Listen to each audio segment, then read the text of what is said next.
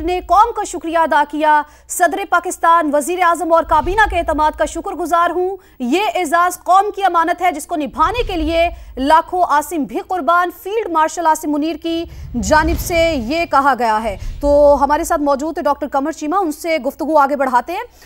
कमर साहब, ये बताइए कि इस फैसले का पाकिस्तान के खित्ते में जियोपॉलिटिकल पोजीशन पर क्या असर पड़ सकता है, खास तौर पर भारत, चाइना और अमेरिका के तनाजुर में अगर देखा जाए तो? देखिए जी, मैंने जैसे पहले कहा कि जिस तरह आर्मी चीफ ने ये कहा है कि एजाज मिलने पर वो अल्लाह ताला का शुक्र अदा करते हैं, तो जाहिर बात है ये सारी की सारी पाकिस्तान की अफवाज के लिए एक एजाज है। ये पाकिस्तान के शहीदों और गाजियों के नाम जिस तरह उन्होंने इसको वक्फ किया है, तो ये एक इम्पॉर्टेंट डेवलपमेंट है। जो आपका सवाल है कि इसका क्या इम्प्लीकेशंस हो सकती हैं, मैं समझता हूँ इसकी स्ट्रेटेजिक इम्प्लीकेशंस हैं, इसके मिलिट्री डोमेन में इम्प्लीकेशन है, इसके पॉलिटिकल डोमेन में जो इम्प्लीकेशन है, and at the same time अगर मैं कहूँ कि इकोनॉमिक डोमेन के अंदर भी इसकी इम्प्लीकेशन है। क्योंकि देखें, पाकिस्तान की अफवाज और पाकिस्तान की जो पॉलिटिकल क्लास है मिल के जिस तरह इस मुल्क के अंदर जिस तरह एक पॉलिटिकल इकोनॉमिक स्टेबिलिटी लाने में पूरा रोल अदा कर रहे हैं, और पूरी दुनिया जो है वो पाकिस्तान के इस कॉम्बिनेशन को पसंद करते हुए, देखें इन्वेस्टमेंट्स की बात हो रही थी, तो ये सिर्फ और स्ट्रेटेजिक लेवल पे नहीं, ये इकोनॉमिक लेवल पे भी ये किसका है। और स्ट्रेटेजिक लेवल पे हम समझते हैं कि इंडिया को एक मैसेजिंग जारी बात हुई है कि पाकिस्तान के जो army chief field marshal general Asim Munir हैं, ये कितने इम्पोर्टेंट इन्होंने फैसले किए। और देखें, जंग का पासा पलट के रख दिया कि जब भारत को खुद अमेरिका को जाके कहना पड़ गया कि ये सीज फायर कराएं। वो फैसला किसका था? वो फैसला जनरल आसिम मुनीर का था, field marshal general Asim Munir का फैसला था। तो मैं समझता हूँ कि ये जो फैसला किया गया, ये जो डिसीजन मेकिंग प्रोसेस था, कि वो भारत जो हर वक्त जंगी जुनून में मुब्तला था, वो भारत जो पाकिस्तान पे कारी ज़रब लगाने को तैयार था, कि जनरल आसिम मुनीर ने वो जो फैसला किया, field marshal general Asim Munir ने, कि सुबह 4:30 बजे से लेकर 10 बजे तक जो मिसाइलों की बारिश भारत के अंदर हुई और भारत की फौज ने आधे घंटे बाद आके कहा कि हम सीज फायर करना चाहते हैं, वो मैं समझता हूँ वो फील्ड मार्शल आसिम मुनीर साहब की लीडरशिप का कमाल था। और मैं समझता हूँ कि ये मैसेजिंग सिग्नलिंग सीधी इंडिया की 1.3 मिलियन फौज को है, इंडिया की एयरफोर्स को है, और इससे ये पैगाम चला है कि हम तैयार हैं। इससे ये पैगाम चला गया कि वो फैसले, जिन फैसलों की वजह से की, देखें भारत में सीज फायर पाकिस्तान की ताकत को देख के, और वो जो पाकिस्तान की मिलिट्री क्लास, मिलिट्री लीडरशिप की जो फैसलों को देखते हुए जो सीज फायर की बात की थी, वो सीज फायर नहीं करना चाहते थे। तो मैं समझता हूँ कि फील्ड मार्शल आसिम मुनीर साहब ने वो जो डिसीजन मेकिंग थी पिछले 3-4 दिन की, जिसमें इंडिया को भी नुकसान हुआ कि दुनिया के साथ, मैं समझता हूँ उसमें पाकिस्तान की फौज और फील्ड मार्शल आसिम मुनीर साहब का बहुत इम्पोर्टेंट किरदार था। फिर आप देखिए, जो मिलिट्री डोमेन में आए तो वहाँ पे भी मार खा गए कि पाकिस्तान ने जब रिस्पॉन्ड किया, आपको याद होगा DGSPR ने कहा था कि जब हम रिस्पॉन्ड करेंगे तो दुनिया देखेगी, आपको पता चल जाएगा। वही हुआ कि जब हमने रिस्पॉन्स दिया इंडिया को, ठीक कुछ घंटों के बाद उन्होंने सीज फायर का पैगाम दे दिया। उससे पहले वो एग्रेशन की बातें कर रहे थे। तो मैं समझता हूँ वो डिसीजन मेकिंग है जो फील्ड मार्शल आसिम मुनीर साहब ने की, और उस डिसीजन मेकिंग को इंडिया के अंदर बहुत अच्छे तरीके से समझा गया था कि ये क्या सोच रहे हैं, पाकिस्तान की फौज क्या सोच रही है, पाकिस्तान की एयरफोर्स क्या सोच रही है, पाकिस्तान की पॉलिटिकल क्लास क्या सोच रही है। हम पूरी दुनिया को बड़े तरीके से समझा रहे थे कि भारत एग्रेसर है, और ये इसका एग्रेशन जो है वो खत्म हो जाएगा जब पाकिस्तान रिस्पॉन्ड करेगा। और जब हमने रिस्पॉन्ड किया, और जिस अंदाज से रिस्पॉन्ड किया गया, और फिर इसमें देखें वेपन की चॉइस, टारगेट की चॉइस, ये दोनों बड़े इंपॉर्टेंट होते हैं। आज वो फेक न्यूज फैला रहे हैं, लेकिन पाकिस्तान ने देखें इंतहाई दुनिया को क्लैरिटी में रखा कि हमने कौन सा जो फतह 1 और 2 जो है इस्तेमाल किया। हमने अपने टारगेट्स के बारे में बताया कि ये 26 हमारे टारगेट्स थे। तो वो सारी की सारी जो सिलेक्शन थी, वो सारी बातें आर्मी चीफ और मिलिट्री लीडरशिप की थी। वो भारत को एक पैगाम गया है कि ये जो पाकिस्तान की जो पॉलिटिकल क्लास है वो बैक करती है पाकिस्तान के आर्मी चीफ को, पाकिस्तान की मिलिट्री लीडरशिप को, और पाकिस्तान की जो मिलिट्री लीडरशिप है वो जो फैसले करती है वो अपनी पॉलिटिकल क्लास को हमेशा ऑन बोर्ड रखती है। आपने देखा होगा कि वजीर आजम से हर तरफ जो है वो जनरल आसिम मुनीर जो है वो इंस्ट्रक्शंस ले रहे थे कि अब हमें क्या करना चाहिए, कैसे जवाब देना है।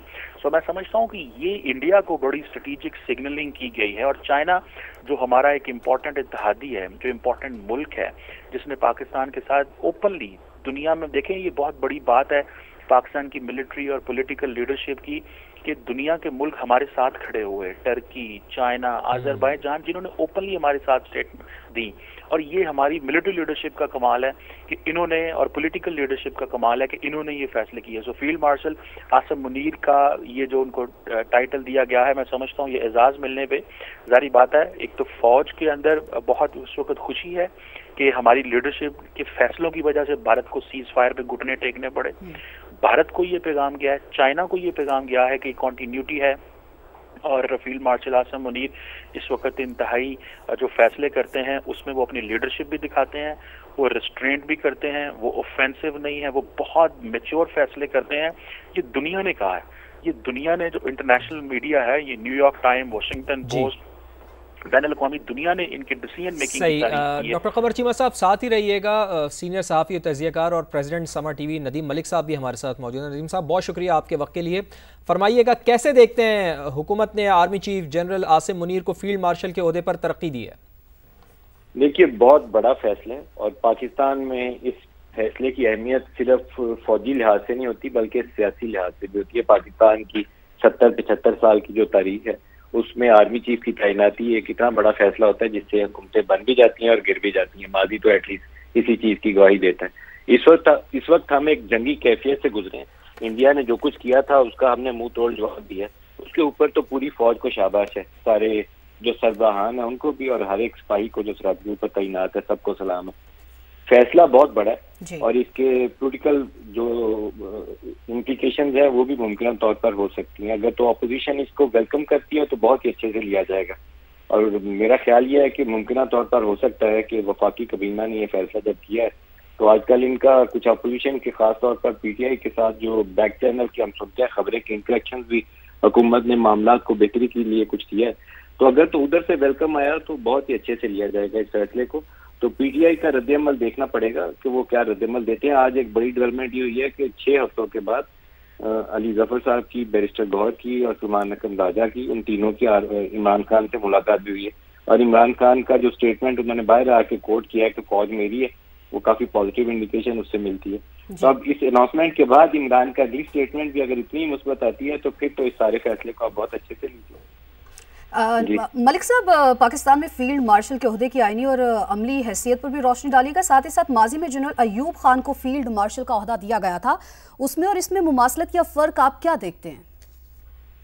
मैं बहुत ज्यादा कंपैरिजन में नहीं जाऊंगा। जनरल अयूब ने तो बस अपने आप को फील्ड मार्शल बनवा लिया था, उसमें किसी के रोल का दखल नहीं था। आमतौर पर आर्मी चीफ का ओहदा पाकिस्तान में बहुत पावरफुल पोजीशन है, वो फोर्सेस की भी कमांड करते हैं और मौजूदा जो सिचुएशन है पाकिस्तान में जहां पर सरहदों पर सूरत हाल है, आपकी ईस्टर्न साइड से एक बड़ा जो नेबर है उसने पाकिस्तान पर हमला किया हुआ है, दूसरे आपके जो बॉर्डर्स है अफगानिस्तान वाली साइड से रोजाना टेररिज्म हो रही है, तो उसमें आर्मी चीफ की अहमियत और उसकी ताकत पहले से ज्यादा बढ़ जाती है। फील्ड मार्शल का फैसला लेते हुए बहुत सारी चीजों को मद्देनजर रखा गया होगा। फौज से भी यकीनन इनपुट ली गई होगी, रिटायर्ड लोगों से राय ली गई होगी, नवाज शरीफ की इसके ऊपर एक राह होगी, क्योंकि नवाज शरीफ माजी के अंदर आर्मी चीफ की एक्सटेंशन के ऊपर एक उनकी बड़ी नॉन पोजीशन रही है। जनरल राहील शरीफ की दफा भी जब बहुत कोशिश की गई थी तो उन्होंने लास्ट मोमेंट पे डिक्लाइन कर दिया था कि नहीं, राहील शरीफ साहब को एक्सटेंशन नहीं देंगे। लेकिन उन्होंने जनरल बाजवा की जब एक्सटेंशन 3 साल की हुई थी तो उस वक्त उनकी जमात उस चीज को सपोर्ट किया था। अब इस मामले में नवाज शरीफ को पब्लिकली तो मानना पड़ेगा कि उनकी मंजूरी के साथ ही फैसला होगा, उसके बगैर तो उनकी पार्टी ये फैसला कर ही नहीं सकती। तो नवाज शरीफ की अपनी सियासत से भी एक चीज उसका नया कह लें कि एक नए चैप्टर का आगाज होगा कि उन्होंने एक सिटिंग आर्मी चीफ को फील्ड मार्शल के ओहदे के ऊपर तरक्की दी है। बल्कि ये कहना चाहिए कि किसी पोलिटिकल गवर्नमेंट ने तो पहली दफा ये फैसला किया होगा कि किसी आर्मी चीफ को फील्ड मार्शल के ऊपर तैनात किया, क्योंकि पहले वाला फैसला जो था ना जनरल अयूब का अपना ही था। तो अभी भी फौज बड़ी ताकतवर पोजीशन में, तवाना पोजीशन में, हुकूमत के ऊपर भी उसका दबाव और असर रसूख भी होगा। लेकिन बहरहाल एक सिटिंग प्राइम मिनिस्टर ने फैसला लिया। मैंने इसलिए पहले आपको स्टार्ट में अपोजिशन का नाम लेकर इसलिए आगाज किया था कि इन डिसीजन की लॉन्ग टर्म पॉलिटिकल इम्प्लीकेशंस होती हैं। अगर तो अपोजिशन इसको वार्मली ग्रीट करती है डिसीजन को, फिर बहुत अच्छे से लिया जाएगा इस फैसले को। उनका रद्द-ए-अमल थोड़ी देर देखते हैं, अदरवाइज इसकी इम्प्लीकेशन वायरल है। और मौजूदा जंग वाली कैफियत में तो अगर कोई आउट गोइंग होता भी तो इम्कान यही था जैसे वो एक चीफ को किया गया कि आप services for the time being retain कर लेते हैं कि जंग वाली कैफियत है, इसमें बजाय नई चीज को लगाने के फिलहाल रिटेन कर लिया जाए। लेकिन आसिम मुनीर साहब की रिटायरमेंट तो अभी खैर फौरी तौर पर नहीं होने वाली थी, लेकिन इनको तरक्की दी गई है फील्ड मार्शल के ओहदे के ऊपर। तो बहरहाल एक सिग्निफिकेंट बड़ा डिसीजन, सियासी एतबार से बहुत अहमियत का हामिल डिसीजन है। मैं इसको बार बार सियासी फैसला इसलिए कहता हूँ, सियासी तौर पर बहुत अहमियत का हामिल है कि पाकिस्तान की तारीख इस चीज में भरी पड़ी है। 75-80 सालों में जो कुछ पाकिस्तान में हुआ है, तो हम कभी भी इस तैनाती को नजरअंदाज नहीं करते। शायद बाकी दुनिया के मुल्कों में रूटीन पोस्टिंग हो DGI की और आर्मी चीफ की, लेकिन पाकिस्तान में रूटीन पोस्टिंग ट्रांसफर नहीं होती। ये बड़ा फैसला, सिग्निफिकेंट डिसीजन होता है जब आप पाकिस्तान में आर्मी चीफ को लगाते हैं या SI चीफ को लगाते हैं। लास्ट टाइम जनरल फैज वाले मामले में हमारे सामने है कि एक गवर्नमेंट जो बड़ी सेम पेज की दावेदार थी, एक ISI चीफ की तैनाती के ऊपर हुकूमत गिर दी। तो इसलिए ये फैसले पाकिस्तान में बहुत अहमियत के हामिल जी। अच्छा मलिक साहब, जिस तरह हम भारत की अगर हम बात करें तो ऑपरेशन बुनियानुम मरसूस के ज़रिए जिस तरह की जुर्रत और बहादुरी का मुजाहरा किया गया फील्ड मार्शल आसिम मुनीर साहब की जानिब से, तो भारत के दांत तो हम खट्टे कर चुके हैं, लेकिन अगर भारत कहीं ये सोच भी रहा है कि कोई जारियत का वो दोबारा इरादा भी रखता होगा, तो इस फैसले से क्या पैगाम गया है भारत को? देखिए कि जो इंडिया वाली साइड से जब भी आपके ऊपर हमला होगा ना, तो 25 करोड़ लोग हैं जो फौज है पाकिस्तान की, वो 10 लाख नहीं फौज रहती। मैं इस मामले में बहुत कन्विंस हूँ। मैंने सड़कों के ऊपर, बॉर्डर के ऊपर, गाँव में, मोहल्लों में, उन एरियाज में जाकर लोगों के जज्बात की देखा है कि क्या सूरत है। तो उसमें तो फौज को तवाना कर देती है आपकी कौम। 25 करोड़ लोग पीछे खड़े होते हैं और वो आपको एक ही फैसले के लिए खुद मुतालबा कर रहे होते हैं कि आप इसका मुंह तोड़ जवाब दें। फौज मजबूत होती है क्योंकि पीछे पूरी कौम खड़ी नारा मार रही होती है, नारा तकबीर अल्लाह अकबर। उधर से मिसाइल गिर रहे थे, इधर से नारा मार रहे थे। तो फौज की तो मजबूती का बायस बनेगा। जब भी ऐसा मौका आएगा तो कौम कभी तकसीम नहीं होगी इस मसले के ऊपर। ये इंडिया को कोई गलतफहमी थी कि ये PTI और हुकूमत की लड़ाई है या एस्टेब्लिशमेंट और PTI की और इमरान खान की लड़ाई चल रही है, तो इस लड़ाई के अंदर हमला करेंगे तो कौम तकसीम होगी। कौम नहीं तकसीम होगी इस मसले के ऊपर। ये वो इशू है जो पाकिस्तान की बका का मसला है। पाकिस्तान इस मसले के ऊपर, कश्मीर के मसले के ऊपर, फलस्तीन के मसले के ऊपर पाकिस्तान में कोई डिवाइडेड ओपिनियन नहीं है। हम सारे इस मसले के ऊपर एक हैं। जब भी चैलेंज आएगा हमेशा 25 करोड़ लोग एक ही नारा मारेंगे। ठीक है, हमेशा